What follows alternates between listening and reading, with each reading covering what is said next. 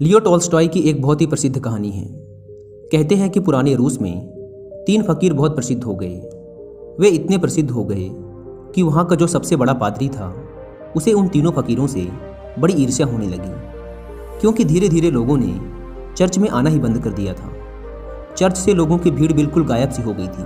अब सभी लोगों ने उन 3 फकीरों के पास ही जाना शुरू कर दिया था।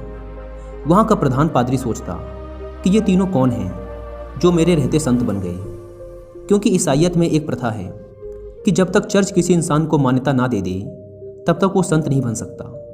पादरी बड़ा परेशान रहने लगा, क्योंकि लोगों में चर्च की लोकप्रियता दिनों दिन कम होती जा रही थी। लेकिन एक दिन तो हद ही हो गई। पादरी पूरे दिन चर्च में बैठा रहा, लेकिन एक भी व्यक्ति चर्च नहीं आया। पादरी के क्रोध का ठिकाना ना रहा। उसने निश्चय किया कि आज तो उन तीनों फकीरों की खैर नहीं, आज तो मैं उन तीनों को सबक सिखाकर ही रहूंगा। वह अपनी पूरी पादरी वेशभूषा में तैयार हुआ। उसने सोने का ताज पहना, हाथ में प्रधान पादरी का प्रतीक वाला सोने का डंडा लिया और चल पड़ा उन तीनों से मिलने। वे तीनों एक बड़ी सी झील के उस पार रहा करते थे। पादरी एक नाव में बैठकर झील के उस पार पहुंचा। थोड़ा आगे चलने पर उसे एक बड़े से पेड़ के नीचे 3 सीधे साधे से इंसान बैठे हुए दिखाई दिए।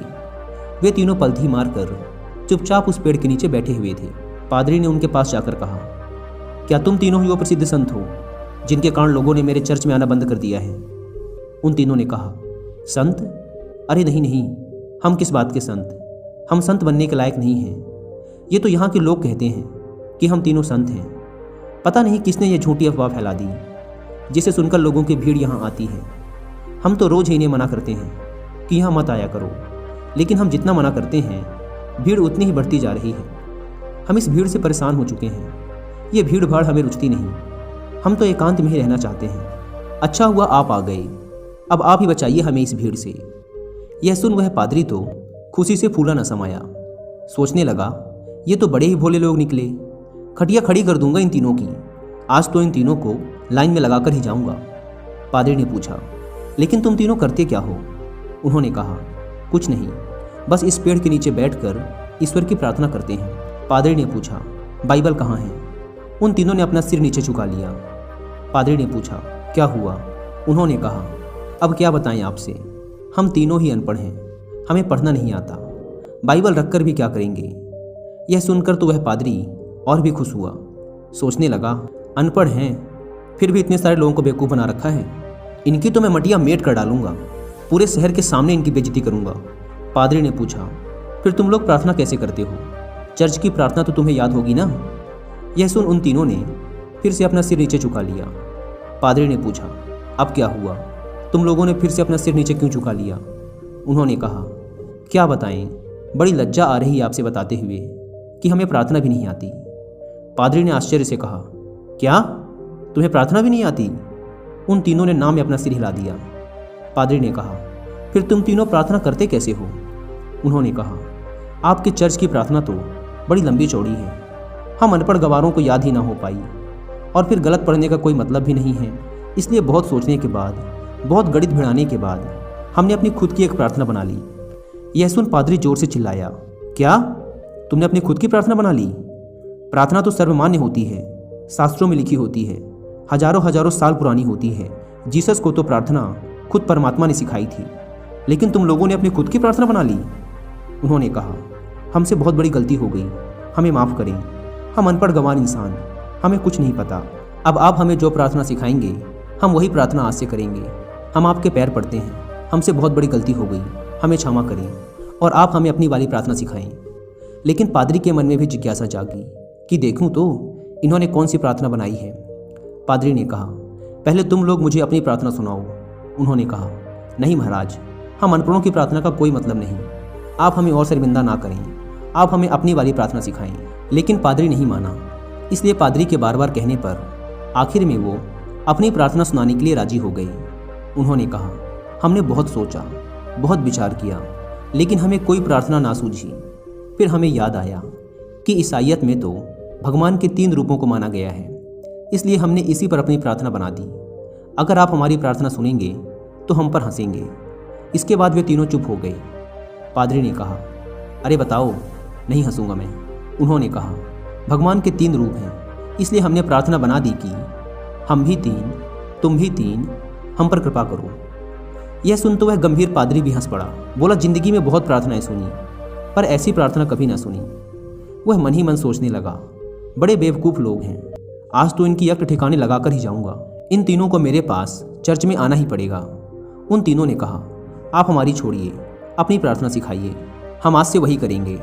पादरी ने उन्हें चर्च की प्रार्थना सिखानी शुरू की। उन्होंने कहा, एक बार और। पादरी ने फिर सुनाई। उन्होंने कहा, एक बार और। पादरी ने तीसरी बार सुनाई। उन्होंने कहा, एक बार और, कहीं भूल न जाएं। पादरी ने फिर सुनाई। उन्होंने कहा, एक आखिरी बार और। पादरी ने कहा, घबराओ मत, कभी कभी चर्च भी आया करो, धीरे धीरे तुम लोगों की भी जिंदगी सुधरने लगेगी, और अगर रोज आओगे तो यह प्रार्थना भी सीख जाओगे। उन्होंने कहा, जी, जैसी आपकी आज्ञा। पादरी बड़ा खुश हुआ। उसने कहा, तुम लोग डरना मत, चर्च आओ, मैं तुम्हें माफ़ कर दूंगा और लोगों से भी माफ़ करवा दूंगा। उन्होंने कहा, आपका बहुत बहुत धन्यवाद, आप बड़े महान इंसान हैं। पादरी ने सोचा, चलो एक झंझट छूटी, इन मूर्खों को तो लाइन पे ले आया। वह अपनी नाव पर बैठकर वापस जाने लगा। नाव अभी झील के बीचों बीच पहुंची ही थी कि पीछे से कुछ लोगों के चिल्लाने की आवाज़ आई। पादरी और माझी ने पीछे मुड़कर देखा तो उनकी आंखें फटी की फटी रह गई। वे तीनों पादरी को पुकारते हुए झील के पानी पर दौड़ते हुए चले आ रहे थे। वे तीनों पानी पर ऐसे दौड़ रहे थे मानो कोई जमीन पर दौड़ रहा हो। यह देखकर तो पादरी के हाथ से वह सोने का डंडा छूटकर वही नाव पर गिर गया। यह चमत्कार तो आज तक केवल जीसस ने ही करके दिखाया था। वे तीनों भागते हुए नाव के किनारे आकर खड़े हो गए और पादरी से कहने लगे, आप वो प्रार्थना हमें एक बार और सुना दें, हम उसे भूल रहे हैं। वो कहता है ऐसे शुरू होती है, ये कहता है ऐसे शुरू होती है, मैं कहता हूँ ऐसे शुरू होती है। हम तीनों में बहस शुरू हो चुकी है। अब हम बहस करें या प्रार्थना करें, इसलिए आप हमें वो प्रार्थना एक बार और सुना दें। पादरी ने तो झुककर उनके पैर ही पकड़ लिए और कहने लगा, अब तक जो भी बताया है, जो कुछ भी कहा है, सब कुछ भूल जाओ। तुम्हारी प्रार्थना जीती और मेरी हारी। तुम्हारी प्रार्थना ही श्रेष्ठ है। श्रेष्ठ है क्योंकि वह सुन ली गई है, और सच तो ये है कि अब से मैं भी तुम्हारी वाली ही प्रार्थना करूँगा। गलती तो मुझसे हुई है जो मैंने तुम्हारी प्रार्थना को कम समझा, जबकि कमी तो मेरी श्रद्धा, मेरी आस्था में थी, कमज़ोर तो मेरी प्रार्थना थी। इसलिए आप लोग मुझे क्षमा करें, बड़ा उपकार होगा। वे तीनों फकीर बोलते रहे कि आप एक बार हमें अपनी वाली प्रार्थना और सुना दें, लेकिन वह पादरी चुपचाप अपना सिर नीचे झुकाए वहाँ से चला गया। लियो टॉल्स्टॉय की यह कहानी हमें सिखाती है कि ये जरूरी नहीं कि हमारे द्वारा की गई प्रार्थना शास्त्रों से ही ली गई हो। वो बहुत प्राचीन ही होनी चाहिए, लाखों लाखों लोगों द्वारा मान्यता प्राप्त होनी चाहिए। अगर हमारी प्रार्थना सच्ची है, सच्चे मन से की गई है, तो वो परमात्मा के द्वारा जरूर सुनी जाएगी, फिर चाहे वो 2 शब्दों की साधारण सी ही प्रार्थना क्यों ना हो। उन 3 साधुओं की कहानी से सीखने को तो हमें यही मिलता है कि हम चाहे कुछ भी करें, लेकिन उसे दिखावे के उद्देश्य से ना करें। हम जब भी किसी काम को करें तो हमारी पूरी आत्मा उस काम में उतर जानी चाहिए, उस काम के प्रति हमारा पूरा समर्पण होना चाहिए। अगर हम हर काम को इसी तल्लीनता के साथ कर पाए तो हर काम में हमारी सफलता निश्चित है, जैसे कि उन 3 साधुओं के साथ हुआ था। उन्होंने अपनी प्रार्थना को इतने समर्पण भाव के साथ किया था कि प्रार्थना उन्होंने नहीं, उनकी आत्मा ने की थी।